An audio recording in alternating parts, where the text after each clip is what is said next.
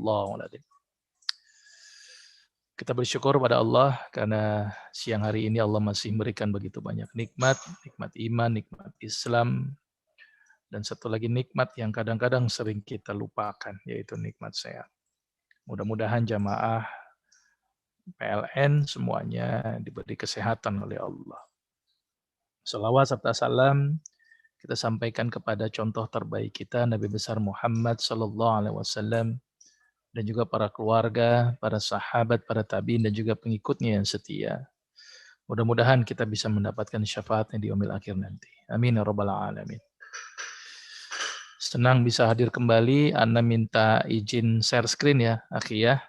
Oke. Silakan Ustaz. Iya.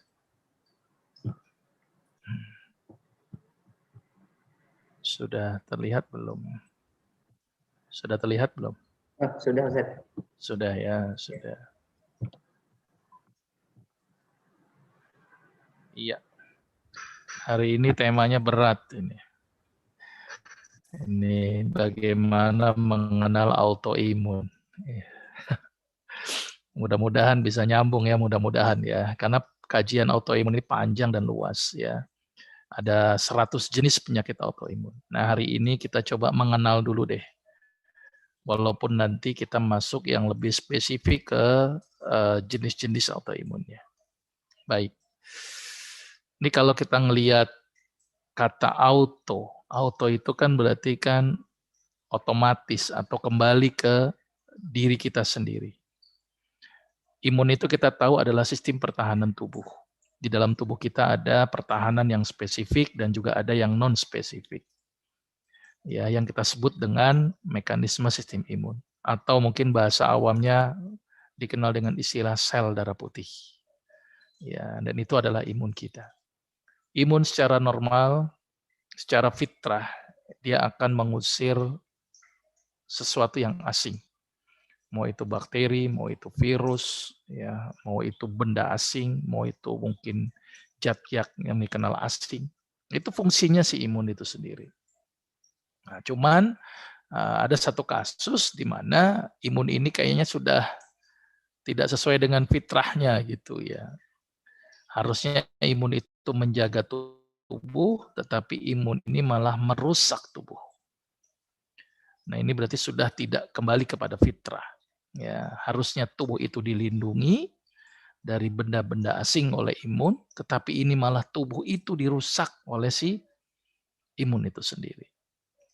Maka itu kalau kita lihat per definisi, ya adalah sistem kekebalan tubuh menyerang sel sehat di dalam tubuh. Jadi fungsinya sudah tidak benar ya. Harusnya melindungi tubuhnya itu dari serangan-serangan yang berbahaya, tetapi malah si imun itu bukan melindungi, tetapi malah merusak. Nah itulah. Ini penyakit autoimun ini namanya. Apa yang dirusak oleh si imun itu banyak aspek. Hampir semua organ bisa dirusak. Ya, tergantung dia targetnya kemana. Nah ini harus dipahami dulu untuk definisi apa itu autoimun. Dan mudah-mudahan jamaah PLN memahami ini ya. Jadi imunnya ini fungsinya jadi tidak jelas. Benda asing tidak dilawan, tapi diri sendiri dirusak. Ya, kalau ibarat imun itu tentara gitu ya, pasukan pertahanan negara, harusnya orang-orang asing itu diusir. Terus rakyat dan bangsanya dilindungi. Ini kalau dalam sistem ketentaraan, penjaganya. Nah ini autoimun terjadi itu malah orang-orang asing bebas masuk, rakyatnya ditekan. Nah itulah penyakit namanya autoimun. Gambarannya begitulah kira-kira. Harusnya rakyatnya dilindungi, ini rakyatnya malah ditekan misalnya seperti itu. Nah ini analogikannya. Karena si imun itu harusnya untuk melindungi fungsinya. Job desk dia melindungi, tetapi fungsinya menjadi salah. Penyebabnya apa? Sampai sekarang pun tidak diketahui penyebab. Ya, tidak diketahui. Ya. Jadi wallahu a'lam lah bahasanya ya. Jadi nggak tahu nih kenapa timbul autoimun gitu ya. Dan ternyata penyakit autoimun sangat banyak sekali. Ada yang bilang lebih dari 80, ada yang bilang lebih dari 100 jenis penyakit autoimun, tetapi penyebabnya tidak diketahui. Ya, karena penyebabnya tidak diketahui, maka kita harus mengembalikan semuanya ini kepada pencipta kita. Siapa pencipta kita? Allah. Ya, ini penyebab. Nah, gejala-gejala umumnya, nah ini masih gejala umum, walaupun nanti saya akan terangkan secara lebih spesifik. Jadi kalau sudah mulai ada gejala-gejala begini perlu dipertimbangkan, ya karena targetnya itu sesuai dengan si imun itu menyerang siapa. Tetapi kalau sudah mulai ada gejala-gejala ini perlu dipertimbangkan, perlu dipertimbangkan. Nah, ini gejala yang masih relatif umum, ya. Nah, ini faktor resiko. Penyebab tidak diketahui, tetapi faktor resiko. Nah, ini faktor resiko. Jadi resiko dia untuk timbul yang namanya penyakit autoimun. Yang pertama apa? Lingkungan. Lingkungan ini sangat berpengaruh sekali. Ya, lingkungan ini membentuk satu pola penyakit. Ya, karena lingkungan ini sangat berpengaruh sekali. Lingkungan yang bersih berbeda dengan lingkungan yang kotor. Ya, lingkungan yang banyak maksiat akan berbeda dengan lingkungan yang banyak orang tidak bermaksiat. Ternyata lingkungan sangat berpengaruh. Kemudian faktor hormon, maka itu harus waspada ini bagi kita mengkonsumsi makanan-makanan yang mengandung hormon yang cukup tinggi. Atau karena faktor infeksi. Nah, infeksi pun memegang peranan penting untuk munculnya autoimun. Ya, jadi ini juga harus kita waspadai. Dan yang terakhir, faktor nasib. Nah, nasib ini udah nggak bisa. Faktor genetik nih, faktor ketetapan ini ya. Jadi kalau udah kena penyakit autoimun, ya ada yang disebabkan karena faktor genetik. Jadi orang tuanya menderita penyakit autoimun, biasanya anak atau cucunya akan menderita penyakit autoimun. Ya, ini gambaran sedikit tentang faktor resiko. Nah, ini tadi ya resiko-resiko ya, tapi ini sudah saya bahas tadi. Nah, macam-macamnya apa? Nah, ini kalau kita bahas, nanti saya akan bahas sebagian saja, karena waktunya memang mau terbatas nih, saya hanya dikasih sampai jam 1, sedangkan materinya luar biasa banyak ya, tapi mudah-mudahan ini bisa meng-cover deh ya. Jadi ada penyakit Graves, psoriasis, rheumatoid arthritis, ITP, yang paling sering kita dengar adalah lupus. Ini yang paling sering kita dengar. Ya, apa itu lupus ya kita bahas satu persatu ya. Nah, ini jenis-jenisnya ini. Ya, kalau menyerang otak, timbul penyakit multiple sclerosis. Menyerang tiroid, timbul Graves disease. Menyerang sendi, timbul penyakit rheumatoid arthritis, gitu kan? Ini nyerang sendi. Menyerang otot, namanya ankylosing spondylitis, misalnya. Menyerang kulit, penyakit psoriasis. Kalau ke paru-paru, ya fibromialgia juga masuk juga menyerang paru-paru, sistem saraf, ya, peripheral neuropati dan sebagainya. Ini contoh-contoh penyakit tergantung si imunnya ini menyerang kemana. Ke otak jadi begini, ke darah jadi begini, ke tulang jadi begini, ke saraf jadi begini. Jadi tinggal target organnya ini kemana. Dan ternyata penyakit autoimun cukup banyak. Karena dia memang menyerang sistem organ dalam tubuh kita. Penyebab tidak tahu, ya, tapi targetnya banyak. Terserah si imun itu sendiri mau nyerang kemana. Ini cukup menarik sebenarnya kalau dikaji. Kenapa kok imun bisa seperti itu? Penyebabnya nggak tahu, wallahu alam gitu. Ya berarti harus kita kembalikan siapa yang menciptakan imun itu harusnya. Ya, oke, itu dari jenisnya. Ya, ini mengenal saja sedikit. Nah, kita akan coba bahas satu persatu. Saya lebih banyak nanti membahas bagaimana solusinya sebenarnya. Kalau ini kan sebatas teori saja, ya. Yang penting kita sudah memahami gitu kan. Nah, ini ada penyakit yang kadang-kadang istilahnya salah ini. Oh, saya sakit rematik. Sebenarnya rematik itu bahasa medisnya rheumatoid arthritis atau penyakit autoimun. Jadi penyakit sendi itu banyak. Ada yang namanya penyakit gout, asam urat. Nah, itu dibilangnya rematik. Ada yang penyakit karena pengapuran. Istilah medisnya namanya osteoartrosis, tapi dibilangnya rematik. Ya. Ada lagi penyakit tulang keropos, osteoporosis, dibilangnya rematik. Padahal rematik itu maksudnya adalah rheumatoid arthritis, adalah penyakit autoimun di mana imun itu menyerang sendi gitu. Ya, ini mekanismenya. Jadi imunnya ngerusak sendi itu sendiri. Kenapa bisa seperti itu? Wallahu alam, wallahu alam. Ya, ini yang kadang-kadang harus kita coba sikapi ya. Nah, ini bagaimana mekanismenya ya, bahwa sendi itu dirusak. Nah, ini sendi. Ya, jadi timbul peradangan di daerah sendi. Nah, ini faktor-faktor resiko saja. Jadi menambahkan tuh ya, paling banyak menyerang pada wanita. Wanita karena memang jumlah wanita lebih banyak, maka itu banyak menyerang pada wanita ya. Nah, ini beberapa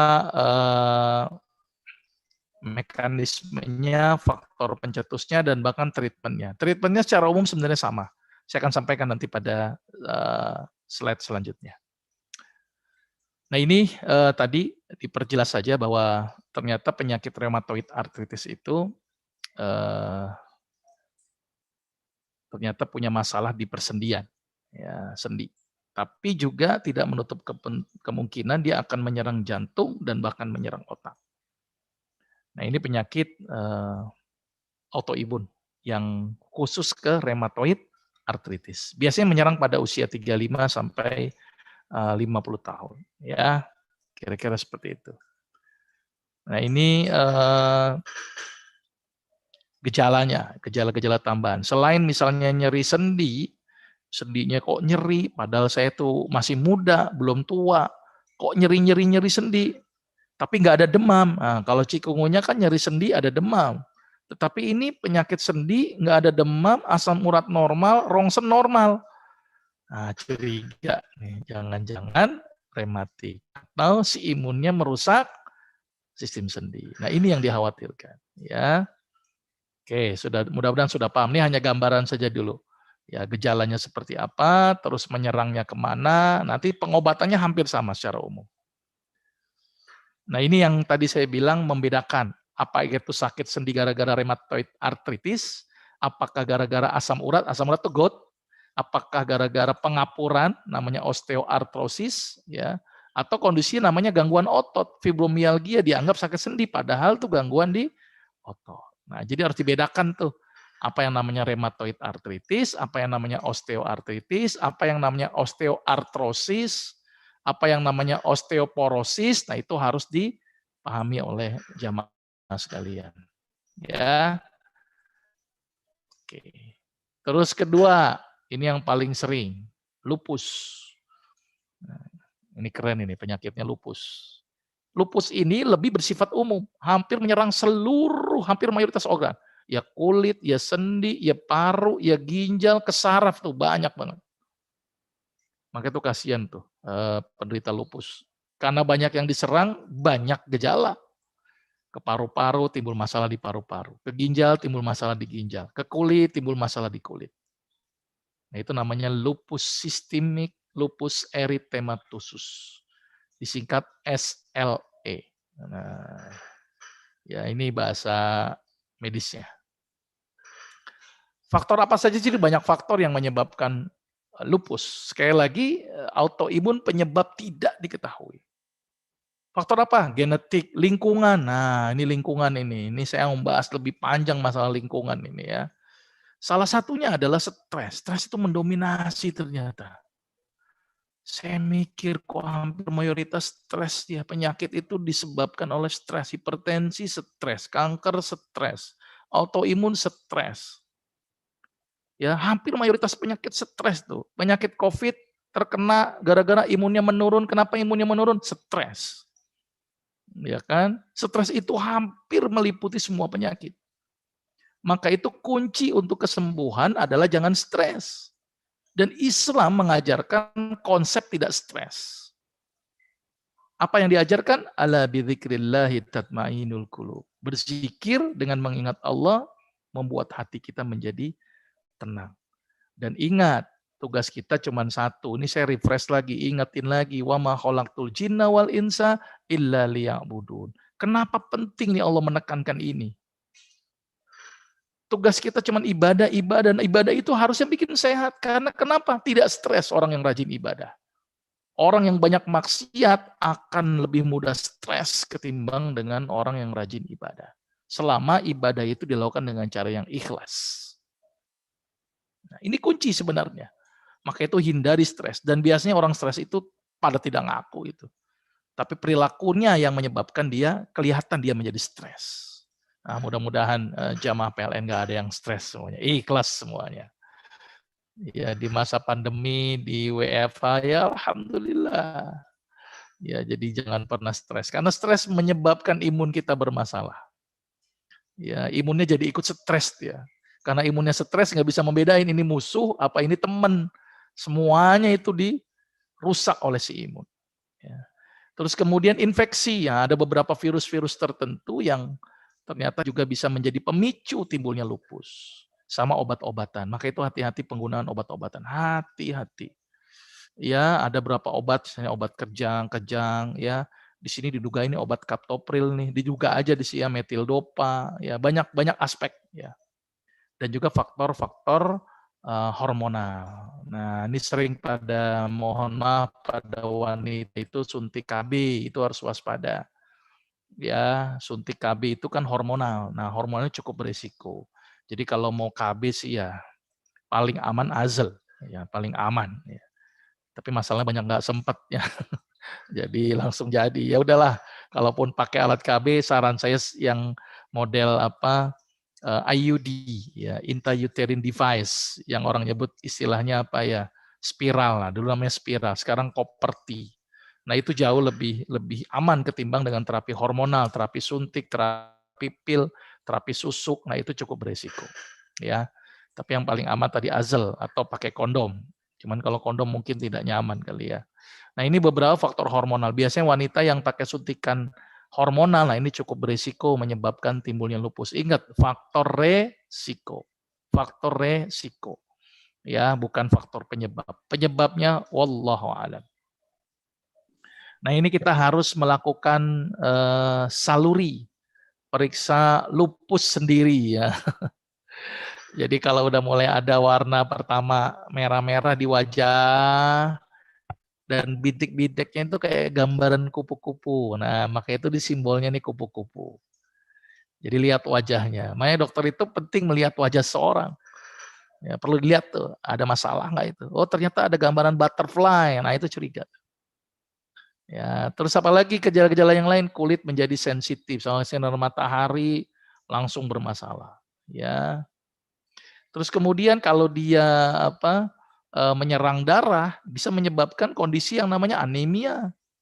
Karena tadi lupus menyerang banyak aspek, tidak hanya aspek kulit saja diserang, ginjal juga diserang, darah juga diserang, hampir semua organ itu diserang oleh si imun ini. Maka itu nama penyakitnya lupus erythematosus. Cuman saya bingung kok ada tuh film dulu, zaman dulu itu film lupus. Waduh, ini kayaknya kok serem banget ini ya. Padahal lupus itu penyakit. Jadi tolong jangan namain lupus ya. Lupus itu penyakit ya. Nah, terus kemudian sariawan terus menerus misalnya, ya ini kok nggak sembuh, muncul lagi, sembuh, muncul lagi, terus nyeri, kadang-kadang demam kayak subfebris gitu ya, terus sangat lelah, ya, walaupun lelah ini banyak sih ya penyebabnya, bisa karena diabetes juga gampang ngantuk, bisa karena kolesterol gampang ngantuk, bisa juga karena kebiasaan kita ngantukan ada juga, apalagi kajian zuhur ini, aduh paling enak tuh tidur ini. Paling enak ya, ini di sela-sela untuk ngisi kajian, mudah-mudahan nggak pada ngantuk ya. Nah ini gambaran-gambaran saja, gambaran si lupus itu sendiri. Tapi yang paling khas itu adalah gambaran butterfly, kulitnya kemerah-merahan, seperti gambaran kupu-kupu di wajah kita. Ya, itu kira-kira. Nah, terus apa lagi sekarang? Psoriasis. Apa itu psoriasis? Penyakit kulit. Jadi kulitnya itu apa ya? produksinya itu berlebihan, lebih cepat dari seharusnya. Harusnya 28 hari, seminggu tumbuh lagi, seminggu tumbuh. Jadi numpuk kayak tebel gitu, kayak bersisik. Nah, jadi perlu waspada, ini penyakit kulit, namanya psoriasis. Nah, penyebabnya sekali lagi tidak diketahui. Ya, tetapi diduga, nah ini diduga-duga saja sih ya. Yang diduga itu karena tadi respon imun kita. Produksinya berlebihan gitu ya. Ini pengidap psoriasis akan mengalami dalam hitungan hari. Itu numpuk aja kulitnya tuh. Biasanya 28 hari, ini sehari aja mungkin seminggu aja udah numpuk-numpuk. Nah itu ciri-ciri psoriasis. Ya.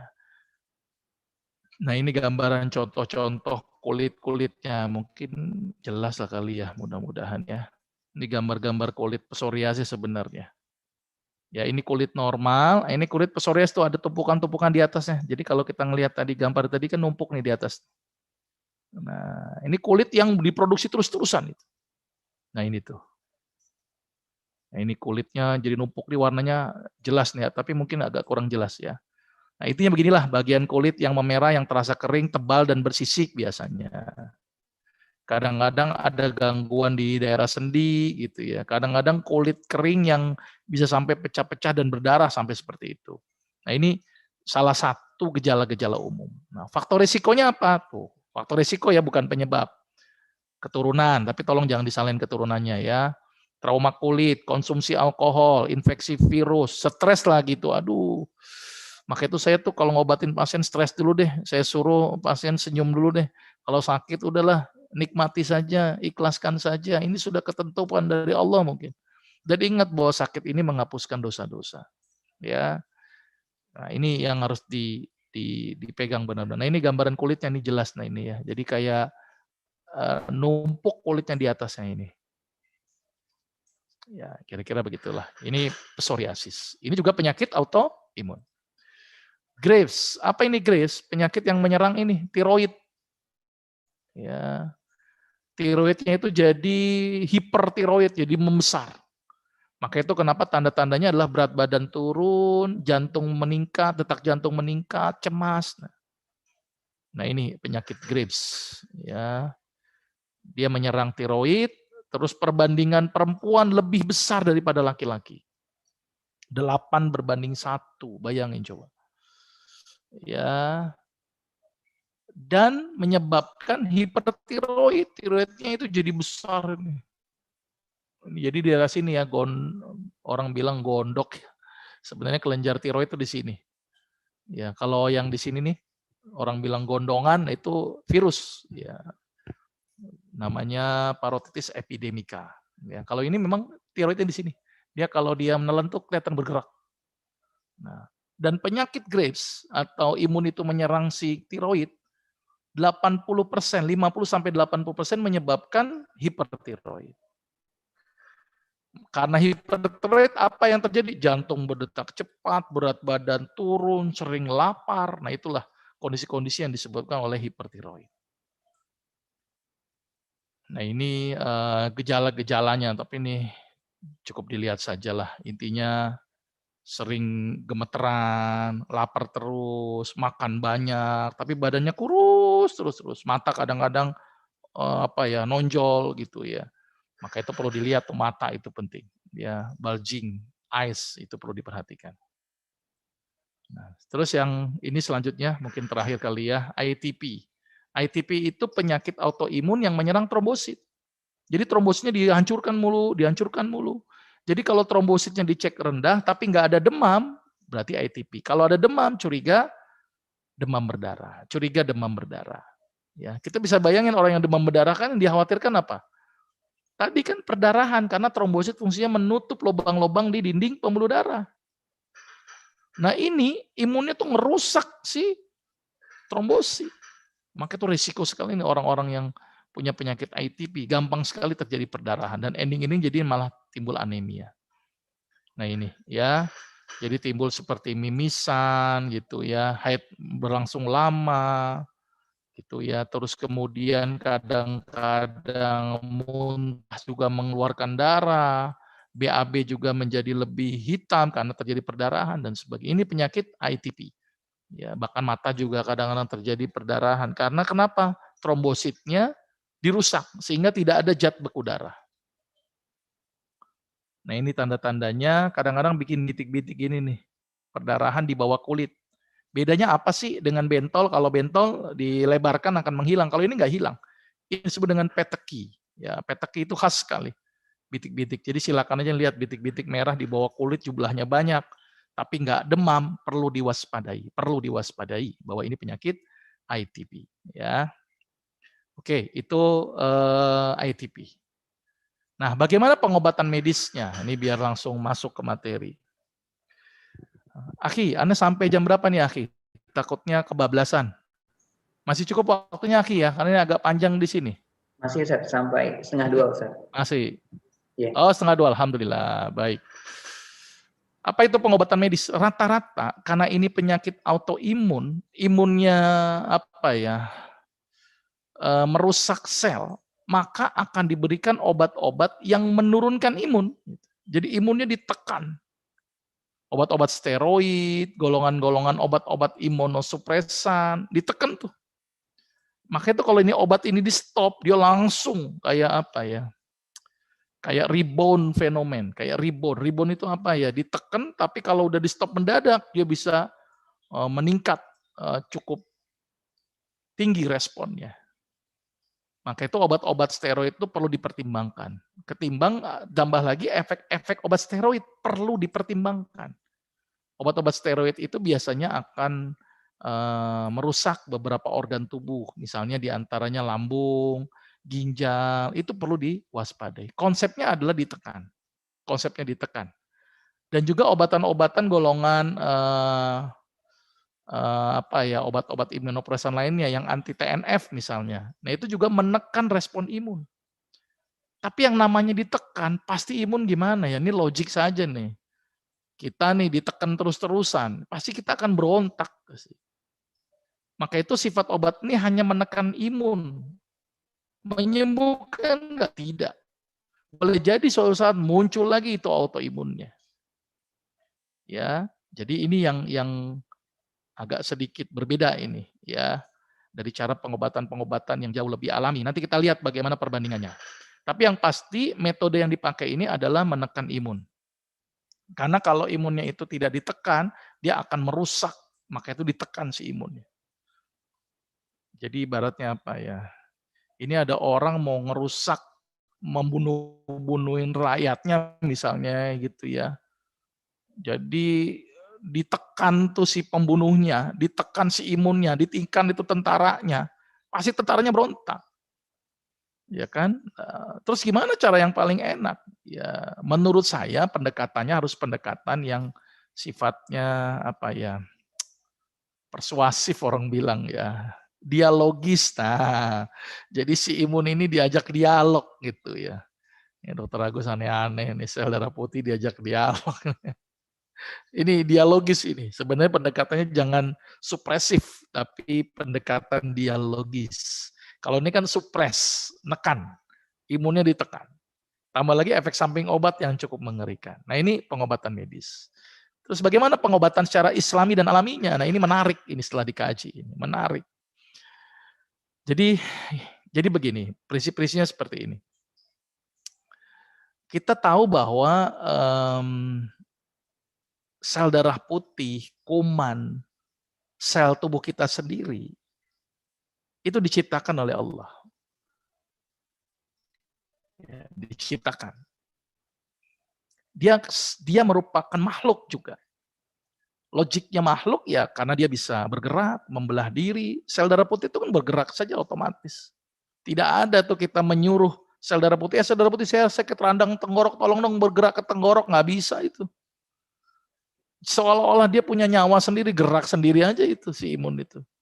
Walaupun ada respon dari suatu respon zat yang menyebabkan dia bergerak, tapi siapa yang menyuruh dia bergerak gitu ya, yang menginisiasi dia untuk bergerak. Nah, ini ada pertanyaan yang cukup besar sebenarnya. Apa yang harus kita lakukan sebenarnya? Nah, ini. Wa idza maritu fahuwa yasfin. Allah. Kita harus dekat dengan Allah. minta sama Allah.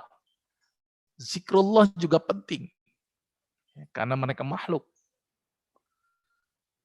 Dan semua tunduk, yusabbihu lillahi ma fis samawati wa ma fil ard. Semuanya tunduk nih di seluruh penjuru langit dan bumi. Termasuk si imun juga tunduk sama Allah. Maka itu ada satu konsep yang luar biasa. Nah ini, wa nunazzilu minal qur'ani ma huwa syifa. Obat ini. Ternyata ada penelitiannya. Ini penelitiannya dahsyat sekali. Nah, ini penelitiannya. Nah, jadi ternyata membaca Quran mempengaruhi respon imun. Nah, jadi pentingnya kita untuk membaca Quran. Jadi orang-orang yang penyakit autoimun tuh diperbanyak baca Quran, ditambah lagi ketika baca Quran menyebabkan hati lebih tenang, stresnya tereduksi, imunnya juga tunduk, sel darah putih juga jadi tunduk kan dibacakan ayat-ayat Allah. Menarik ini baca Quran. Ya mudah-mudahan kita dimudahkan Allah nih untuk baca Quran. Ya, oke ini penelitian. Terus berilah beberapa tanaman obat yang bersifat imunomodulator. Ini secara alaminya lah ya. Habatus sauda, sambiloto, daun pepaya. Ini adalah 3 obat yang ternyata bersifat imunomodulator. Mana buktinya dok? Nah ini. Ini hadisnya ya. Ini hadisnya. Nah, ini penelitiannya. Lihat di sini ya. Bahwa ada kandungan di habatus sauda namanya timokuinon. Itu dipakai untuk pengobatan autoimun. Ya, ini luar biasa ini. Jadi kalau penyakit autoimun, rata-rata saya berikan ini habat. Terus bagaimana obat-obat kimia yang sudah diberikan? Saya tidak berani stop mendadak. Harus tapering. Tapering barengkan. Karena kalau tidak, takutnya rebound tadi. Ini habat. Ini penelitian. Ini kalau saya kaji panjang lah. Tapi intinya habat bagus untuk autoimun. Sambiloto juga bagus untuk autoimun. Cuman autoimunnya di daerah kepala, otak. Walaupun penelitiannya levelnya masih tikus. Ini sambiloto. Sambiloto lagi ngetren nih saat ini nih. Ya, sambiloto sangat ngetren. Imunnya bagus nih.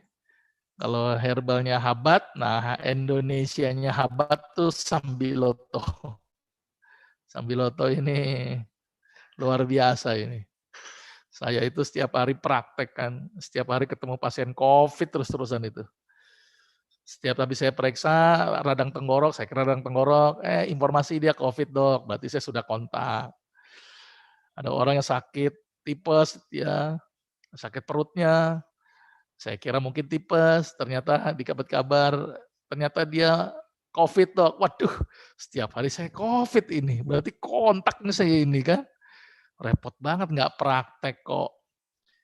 Gimana gitu kan, makanya saya batasi itu jumlah praktek karena saya pengen mereduksi jumlah paparan. Saya batasi. Jadi kalau mau ketemu saya mohon maaf agak lama gitu ya, karena memang saya batasi.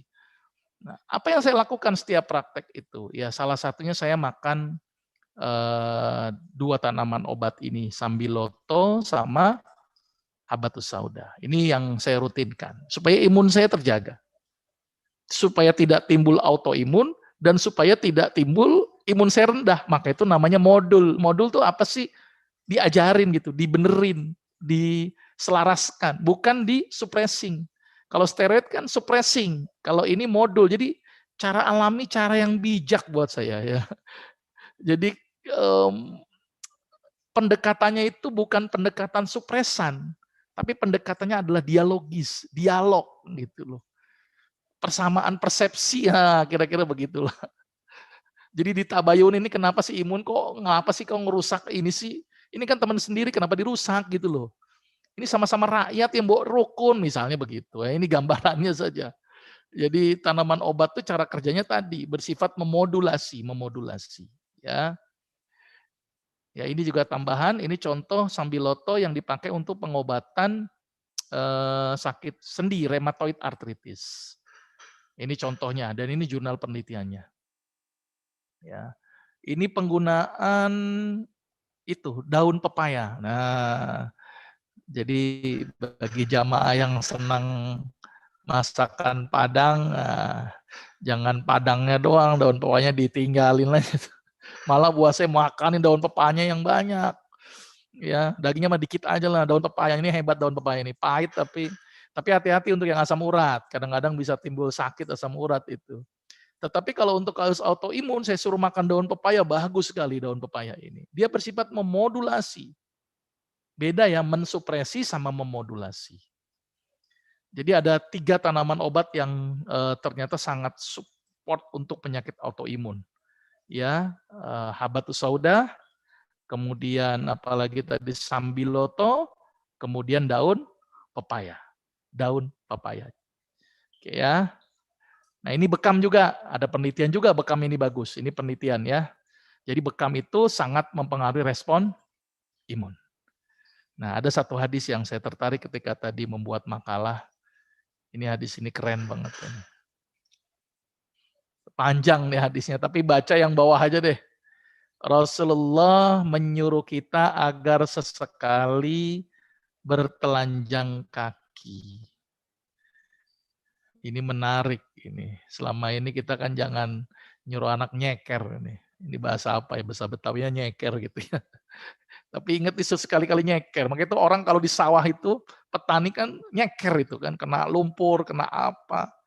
Ini kayaknya penting loh ini suruh nyeker ini. Tapi jangan nyeker terus-terusan. Ya jangan nggak pakai sandal tuh. Ini kita nih nggak pernah ini nyentuh tanah gitu nih. Coba deh di rumah ubin. Naik kendaraan nggak kena tanah. Di kantor ubin, kapan kaki kita kena tanah? Ini kayak hantu aja nih nggak kena tanah ini. Jadi penting juga nih kena tanah ini. Ini saya menarik nih, saya kaji ini, apa ada hubungannya nggak nih dengan penyakit autoimun? Intinya begini sih, kalau kita kena tanah, itu kan kuman bisa masuk lewat celah-celah kuku. Nah, hadirnya kuman itu penting ternyata. Kuman itu tidak 100% salah. Dia makhluk Allah juga. Kuman masuk ke dalam tubuh kita itu tidak lain sebenarnya untuk melatih imun kita. Kuman masuk nih, imunnya jadi ngerti, oh ini musuh saya makan. Oh ini musuh saya makan. Lah ini nggak pernah dihadirin kuman. Steril banget. Kumannya nggak ada yang masuk. Kira-kira imunnya gimana? Nganggur. Nah, karena nganggur jadinya ngerusak gitu loh. Nah ini analogi berpikir sederhana saja. Ini analogi berpikir sederhana. Ya, jadi maka itu kenapa imun itu perlu dikasih kerjaan. Gimana cara ngasih kerjaan? Udahlah dikasih. Kalau sakit jangan gampang-gampang berobat lah, cuman batuk pilek dikit. Ya, cobalah beli kesempatan kepada tubuh. Lakukan aspek-aspek sunnah saja dulu, minum habat, minum madu, istirahat, minta sama Allah, ya muhasabah diri, baca Quran. Coba cara-cara itu dulu. Jangan apa-apa obat. Pilek dikit obat, batuk dikit obat. Belum lagi timbul resistensi antibiotik. Waduh ngeri sekali. Jadi Allah menciptakan kuman itu bermanfaat ternyata. Imun kita jadi terlatih. Kalau imun nggak pernah dilatih, maka itu nggak ada kerjaannya ngerusak tuh tubuh-tubuh kita. Jadi bagi jamaah ini nyeker penting. Jadi kayak petani. Petani itu kan kalau nyangkul ke sawah itu nyeker dia kan. Nggak mungkin pakai sepatu ke lumpur kan nggak mungkin ya. Tapi penting ini nyeker. Tapi hati-hati kalau keseringan nyeker malah jadi cacingan nanti. Tapi cacing pun juga ada manfaatnya ternyata. Ya, jadi cacing itu hebat itu cacing. Ya, dia makhluk Allah yang mengubah bumi ini menjadi harum. Kalau nggak ada cacing itu nggak harum bumi ini, bau kotoran semuanya.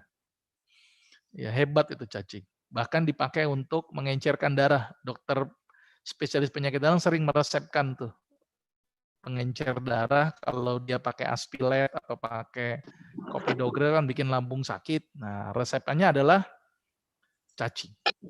Nah, cacing ini bagus untuk mengencerkan darah. Merek dagangnya Dissolve ya. Mohon maaf saya sebut merek. Isinya lumbrokinase. Nah, cacing ini penting juga nggak buat kita? Penting juga. Penting banget. Ternyata cacing itu media yang terbaik untuk latihan si imun. Jadi imun itu setelah terbentuk, dilatih di timus, dilatih sama si suruh ke pencernaan. Pencernaan itu banyak sekali kuman. Makanya disuruh pencernaan supaya dikenal tuh. Oh ini musuh, oh ini. Nah, cacing itu penting juga. Apalagi yang gemuk-gemuk nih kayaknya perlu dikasih cacing nih biar kurusan. Nah ini walaupun ini penelitiannya belum ada, tapi saya tertarik nih untuk mempelajari tentang kenapa kok nyuruh kita sekali-kali nyeker dan apa pentingnya kuman, kenapa Allah menciptakan kuman. Ya, tidak lain ternyata itu menjadi perangsang atau menjadi latihan buat imun kita. Nah ini hadis ini sahih ya. Baik, itu yang bisa saya berikan. Masih ada waktu 15 menit untuk tanya jawab. Mudah-mudahan ini bermanfaat. Mohon maaf kalau ada kata-kata yang salah atau yang kurang dalam penyampaian. Wallahu a'lam. Assalamualaikum warahmatullahi wabarakatuh. Baik, Anda kembalikan kepada moderator. Alhamdulillah Bapak Ibu, baru saja kita mendengarkan penyampaian materi dari Ustadz. Baik, untuk selanjutnya kita masuki sesi tanya jawab. Bagi Bapak Ibu, jika ada yang ingin bertanya kami persilahkan. Untuk pertanyaan bisa disampaikan secara langsung kepada Al-Ustadz atau melalui kolom chat. Terima kasih. Ya. Ustadz, sepertinya ini ada yang di chat, Anda bacakan gimana, Ki? Pertanyaan yang masuk. Iya, ya. Tanya kolom chat dulu aja kali ya, Ki ya. Baik, Ustaz. Ya, baik. Ini ada pertanyaan nih ya. Kalau udah kena kulit nyebar ke organ lain. Jadi gini, tadi harus dipahami dulu, autoimun itu penyebabnya bukan kuman. Kalau kuman bisa nyebar. Ini penyebabnya si imun ngerusak kulit. Ya semua kulit akan bisa terkena, tapi nggak ada hubungannya dengan nyebar. Kecuali misalnya penyebabnya kumannya nyebar, bisa. Ini imunnya yang ngerusak. Jadi terserah imun mau rusak di bagian mana. Ngerusak bagian kaki, besok ngerusak bagian kepala, besok ngerusak bagian badan. Terserahnya si imun. Karena imun nggak bisa kita suruh-suruh. Itulah lemahnya kita. Ini menunjukkan manusia itu lemah loh sebenarnya kan. Ini imun aja nggak bisa kita atur gitu kan. Dia bergerak itu sendiri terserah. Kayaknya seolah-olah dia punya nyawa sendiri. Terserah mau dia bergerak kemana. Maka itu pendekatan kepada imun bukan dibunuh si imun itu. Ya, cara yang paling tepat ya tadi persuasif dengan dialog, dimodulasikan dengan beberapa tanaman obat. Ya, jadi apakah bisa ke organ lain? Ya terserah imun, bisa kemana-mana terserah. Tapi kalau penyakit psoriasis dia hanya menyerang kulit saja. Dia nggak mungkin menyerang jantung, nggak mungkin menyerang kemana-mana, hanya kulit. Tapi kalau lupus bisa menyerang banyak aspek. Kalau rheumatoid arthritis hanya menyerang sendi-sendi, walaupun juga ada nyerang sebagian organ, tapi mayoritas di sendi. Kalau Graves nyerangnya hanya di tiroid saja. Tapi kalau lupus hampir semua organ bisa diserang. Ya, mudah-mudahan bisa menjawab. Ya, oke. Ini Sambiloto dibuat jamu gendong. Ini sebaiknya kapan? Sesudah atau sebelum? Ya, terus kemudian daun pepaya rasanya pahit juga, apa sama dengan buah pare manfaatnya? Sebaiknya mengkonsumsinya kapan?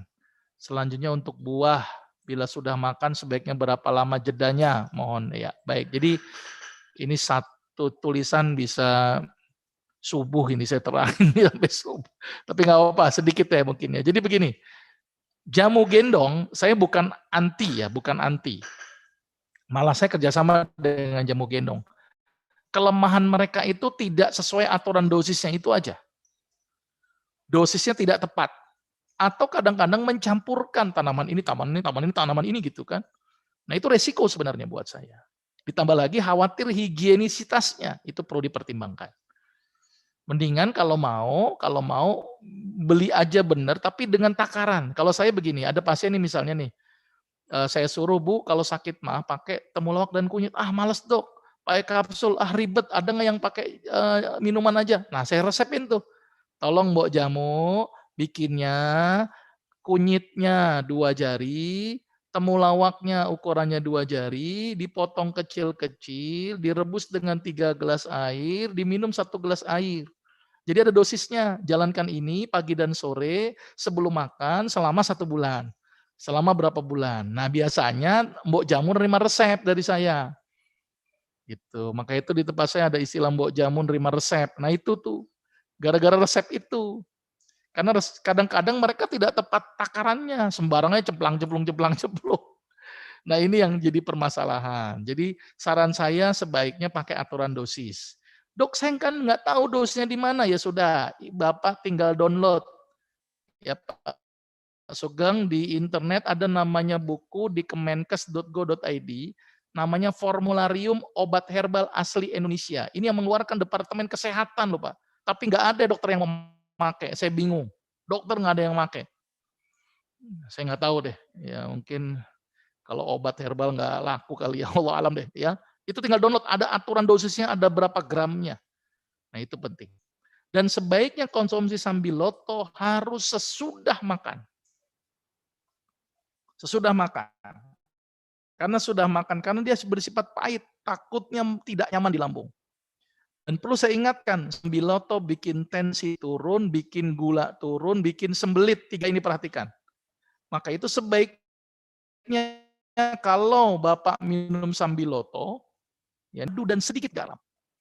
Karena sifat sambiloto nurunin tensi, sifat sambiloto menurunkan gula, dan sambiloto memiliki efek jadi sembelit.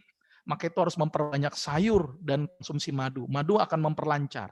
Jadi kalau mau aman setelah sambiloto direbus, setelah hangat tambahkan madu, tambahin sedikit garam. Dan rasanya juga jadi lebih nikmat. Ya, itu kira-kira kalau mau bikin sendiri ya. Jadi hati-hati penggunaan sambiloto. Tapi kalau ada sambiloto dia punya penyakit misalnya gula, ya bagus, malah membantu menurunkan gula, cuman dihitung kadarnya berapa. Karena kalau kadarnya terlalu tinggi dia akan drop. Nah, perlu dipertimbangkan dari aspek itu. Terus kemudian pepaya sama pare. Nah, iya betul. Pare sama pepaya hampir sama, Pak. Jadi saya belum menampilkan tadi pare. Belum sempat nulisnya, Pak. Jadi memang pare, daun pepaya bersifat imunomodulator. Ya, jadi boleh Pak, itu sama Pak. Secara umum hampir sama manfaatnya, secara umum. Walaupun ada spesifik, misalnya kayak daun pepaya sama daun pare sedikit berbeda, itu bisa membantu memperbaiki insulin. Karena dia memiliki zat insulin-like substance. Kalau daun pepaya tidak memiliki zat substance. Jadi cara kerjanya berbeda sedikit. Tapi kalau untuk imunomodulator, dia memiliki efek yang sama. Itu ya. Terus konsumsi sebaiknya sebelum makan. Tapi Dok kalau pengen sesudah makan, jeda lah. Jeda 2 sampai 4 jam. Jangan langsung. Ya, dia lama diserapnya. Baiknya konsumsi buah belum makan. Sebelum makan. Karena buah hanya butuh waktu setengah jam. Kalau udah bercampur dengan nasi, campur dengan daging, itu relatif lebih lama penyerapannya. Ya, jadi saran saya sebelum makan. Kalau habis makan 2 sampai 4 jam. Ya tergantung jenis buahnya, tergantung makannya apa. Karena makan itu kan dipengaruhi juga jenis makanan yang masuk ke dalam tubuhnya apa. Karena nanti akan bereaksi dengan apa di dalam lambung. Ya. Terus kemudian orang yang pernah tes alergi, kemudian dia cerita hasil di polennya cukup tinggi. Ini apakah tidak boleh mengurangi madu atau bagaimana? Karena suka gatalnya masih gimana nih? Oh, berarti dia alergi itu kali, polen. Iya, polen itu serbuk sari, betul. Nah, tapi ingat madu itu kan sebenarnya bukan ngambil serbuk sari. Dia hanya mengambil sarinya si bunga kan. Serbuk sarinya hanya dia nempel di kakinya. Dan itu yang dimakan lebah. Madu yang diambil lebah itu nanti dihisap, kemudian ditaruh di tempat penyimpanan, paling dia pakai sedikit saja, selebihnya dia simpen doang itu. Makanya madu ini, lebah ini makhluk sosial biasa loh. Dia ngumpulin madu bukan untuk dirinya, bayangin coba, bingung saya itu. Orang kan kerja biasanya untuk diri dan keluarganya, ini lebah unik nih. Banting tulang gitu kan, berangkat pagi pulang malam, ternyata bukan untuk dirinya doang loh. Saya sudah cerita berkali-kali, lebah itu kalau ngumpulin madu 10, paling dia pakai 1, 9-nya untuk orang lain, 9-nya untuk orang lain. Hebat ini lebah, makanya diabadikan dan diilhamkan oleh Allah itu kerjaan lebah, tolong ngumpulin madu. Cuman sambil dia ngisep madu, dia ngambil polen. Nah, polennya itu dipakai untuk makanannya lebah, maka itu polen disebut juga dengan rotinya lebah. Nah, apakah setiap madu itu mengandung polen? Belum tentu. Memang ada madu yang campur polen, tapi ada madu yang tanpa campuran polen. Ada madu yang tambah royal jelly, tapi ada madu yang murni. Jadi kalau pure honey atau madu murni, seharusnya tidak menimbulkan alergi. Dia hanya alerginya untuk polennya saja. Polen itu serbuk sari. Ya, dan lebah itu memang diambil sekalian dan untuk makanannya. Tapi kalau madunya insya Allah mudah-mudahan tidak menimbulkan efek alergi. Gitu ya. Kalau orang alergi gimana dok? Ya sudah, hindari itu dulu. Sambil kalau mau dilatih, latihlah dengan dosis terkecil yang tidak menimbulkan respon. Gitu ya. Oke.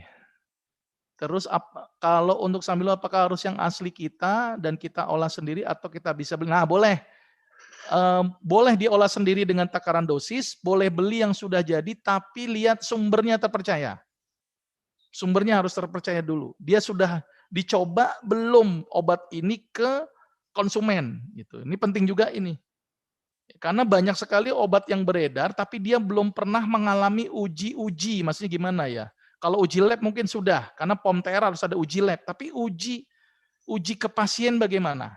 Nah, ini penting sekali. Jadi saran saya sih hati-hati kalau membeli produk gitu, hati-hati. Carilah produk-produk yang memang ada bisa dipertanggungjawabkan. Jadi misalnya kita beli produk A, nanti kalau ada apa-apa dia siap bertanggung jawab apa tidak, gitu aja. Coba deh. Biasanya kalau dia mantap, oh ya saya sudah gini-gini, ya silakan saja boleh. Ya, jadi kira-kira seperti itu. Tapi tolong hati-hati, karena harus ada takaran dosis. Takutnya ada efek-efek negatif kalau beli bebas. Sebaiknya konsultasi dulu lebih aman. Ya, takutnya tadi efek Sambiloto bikin tensi turun, bikin gula turun, bikin sembelit, perlu waspada.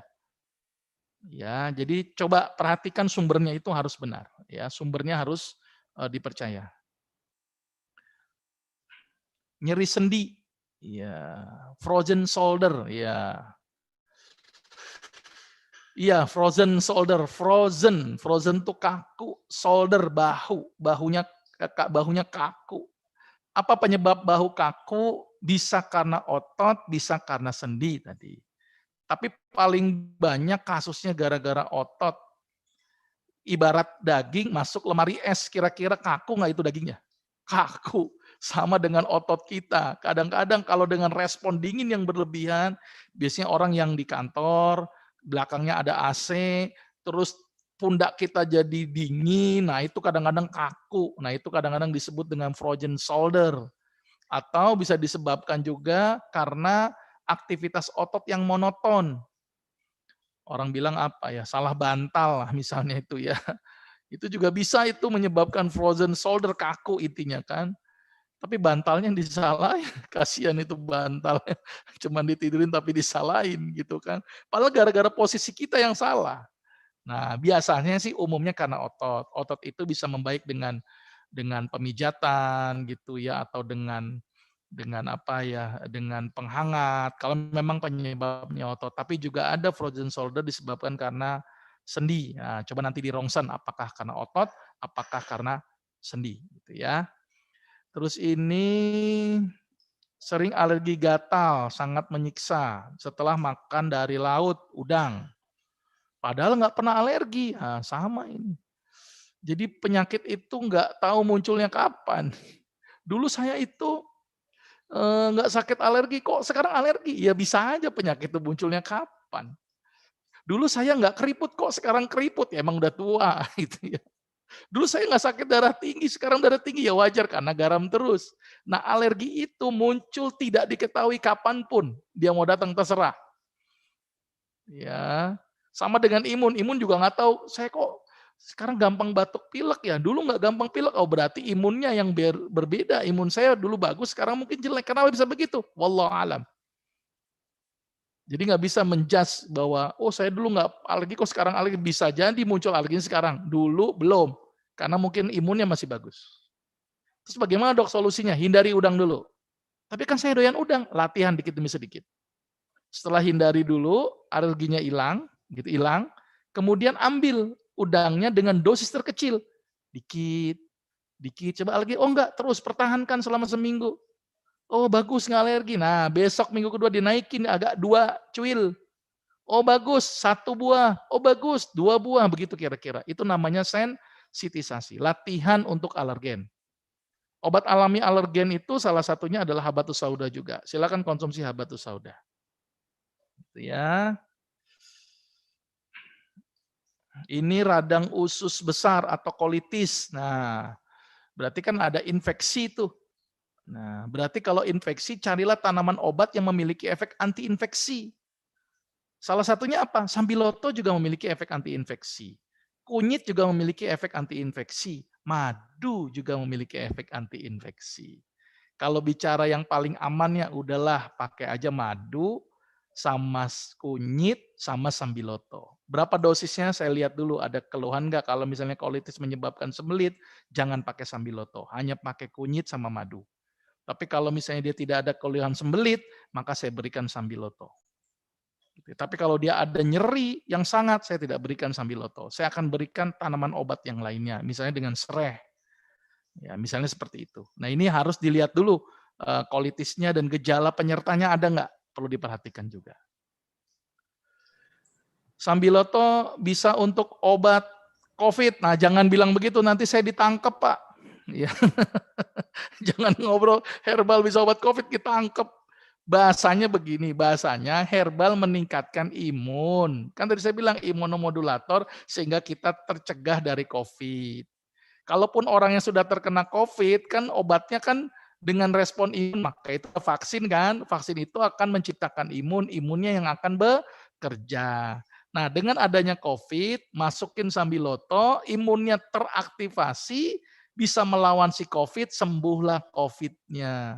Jadi jangan bilang sambiloto untuk obat COVID. Nanti dokter Agus ditangkap nih gara-gara ngomong di PLN. Apalagi nanti dipotong-potong, aduh ngeri deh itu. Ya akhi ya, jangan dipotong-potong akhi. Itu gara-gara statement gini obatin COVID nanti. Enggak, meningkatkan imun sehingga imunnya bagus, COVID-nya bisa tereduksi. Kira-kira begitu gambarannya. Gitu ya. Oke, Toib akhi ya. Sudah cukup ya, sudah banyak. Ya, Toib. Baik Bapak Ibu, mungkin kita cukupkan untuk kajian kita pada siang hari ini. Adapun sebelum kami tutup, kami ucapkan terima kasih kepada Ustadz atas ilmunya. Semoga bisa bermanfaat buat kita semua dan semakin menambah wawasan kita. Dan kami ucapkan terima kasih juga kepada seluruh jamaah atas keikutsertaannya dalam mengikuti majelis virtual kajian zuhur Masjid At-Taqwa PLN Kantor Pusat. Baik Bapak Ibu, untuk keberkahan majelis kita pada siang hari ini, mari sama-sama kita tutup dengan melafaz hamdalah dan doa kafaratul majelis. Alhamdulillahirabbil alamin. Subhanakallahumma wa bihamdika asyhadu an la ilaha illa anta astaghfiruka wa atubu ilaik. Kurang lebihnya kami mohon maaf. Wabillahi taufik wa hidayah. Wassalamualaikum warahmatullahi wabarakatuh. Waalaikumsalam warahmatullahi wabarakatuh. Izin